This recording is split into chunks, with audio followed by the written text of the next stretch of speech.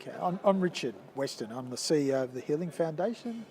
I'm based in Canberra normally, but here for the next couple of days in Alice Springs for the Aboriginal and Torres Strait Islander Suicide Prevention Evaluation Project Conference. Fantastic, thank you. You are on the organising committee, weren't you? That's right, yes. Yep, and the Healing Foundation's a sponsor. Yes, we've contributed to the project. We've helped with some of the roundtables that were held in the first part of the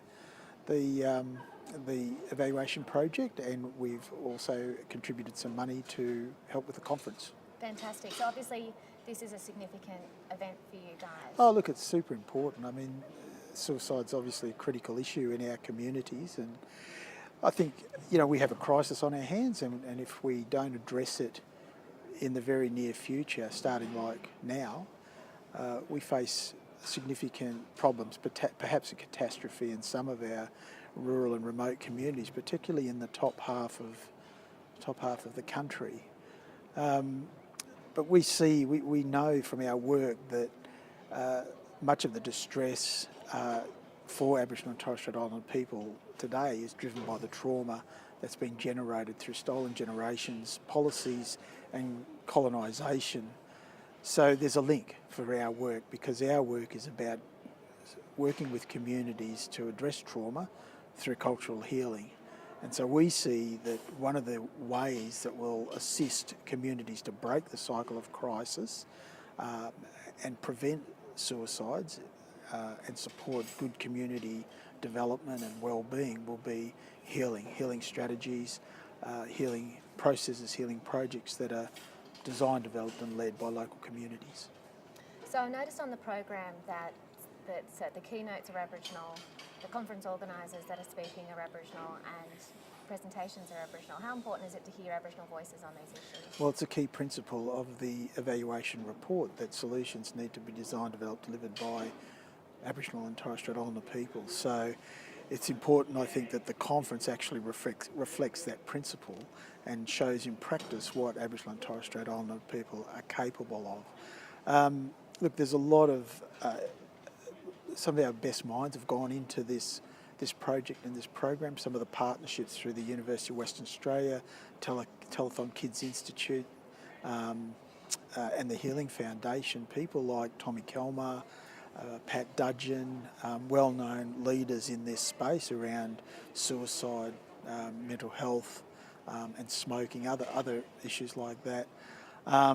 Great thinkers, very intelligent, represent some of the best thinkers in our space. Glenn Pearson from Telethon Kids, fantastic researcher, another great thinker. And they bring, so that we're bringing a lot of our intellectual power into this work, this conference and this project. We've got people here attending the conference like Ted Wilkes from Western Australia.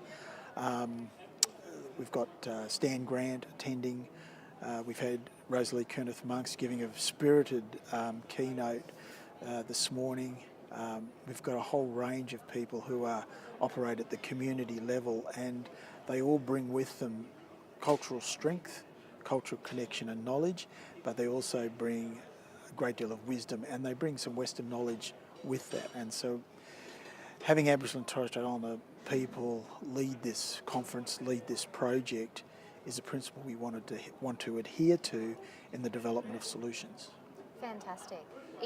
So we know there's going to be some sort of recommendations or documents created from this. What is the hope for that? Look, I think we have to wait and see what comes out of the concurrent sessions and what the further discussions that are going to take place today and then again tomorrow.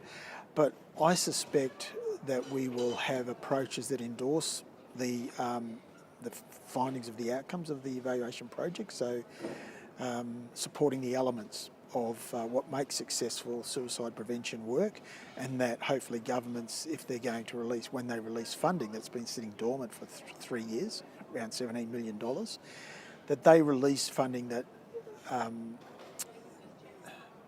that targets those recommendations, so when we start to design and support projects designed to prevent suicide, that what we will see those projects will have the elements that for success that are in the evaluation project. So that's one thing I'm hopeful for. I think the other thing is that we need broader strategies around preventing crises. So supporting communities to access healing, access other services before they get to crisis. And that's going to take it's a different way of thinking. We have very much a top-down approach to Indigenous affairs at the moment. I suspect what's going to challenge government, more so government than bureaucracy. I just want to draw a slight distinction there. But I think what will challenge government policymakers is the idea that Aboriginal and Torres Strait Islander people have solutions, that's embedded in our culture, it's embedded in our ancient knowledge. And so solutions will have to privilege that knowledge, and that's just not done at the moment. So that's what's I think is going to come out of this conference in a general way. There may be other specific recommendations, but what I'm seeing and what we're heading towards is a way to change a need to change the system, a need to tackle the processes of policy making and the processes of engagement. Because if we don't have that, then we won't see successful outcomes. And we can go to almost any contentious area in Indigenous policy at the moment, whether it's our National Congress, the peak voice, if we spoke about overrepresentation in the justice system, overrepresentation in the child health system, close the gap, all the issues, the challenges that we're facing, the common theme that's coming back is Aboriginal people must be engaged in the process. So we're not hearing anything different at this conference. And I suspect, if government doesn't get the message, then we're going to get more of the same. We'll continue to get half-baked ideas, Aboriginal people having to make do, rather than a considered, sustained approach to tackling issues like suicide, but other issues to prevent suicide. Fantastic. Is there anything else you'd like to add before we finish? No, I'd just like to say the conference has been immensely positive, dealing with a really tough subject, and people have been really good to each other so far, I think. I mean, there is, you sense a little bit of sadness and distress from time to time, but we have a good care plan in place, and I think it's a great model, actually, for how we should conduct our conferences. So really pleased to be here. Thanks, Summer.